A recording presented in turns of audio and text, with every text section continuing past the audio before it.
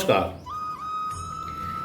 যদি কোনো শত্রু আপনাকে মানসিকভাবে চাপে ফেলছে, নানা দিক দিয়ে অশান্তি সৃষ্টি করাচ্ছে, হওয়া কাজটা যে বাধা দিয়ে দিচ্ছে, তাহলে একটি কাজ করুন। শনিবার দিন করতে হবে কাজটি কি করবেন?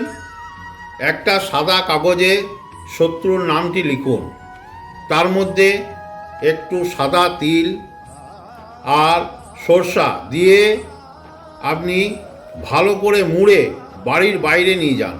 বাড়ির বাইরে নিয়ে যেয়ে সেটিকে দেশলাই কাঠি দিয়ে জ্বালিয়ে দেন, কিন্তু জ্বালাবার সময় শত্রুর নামটি বলতে হবে।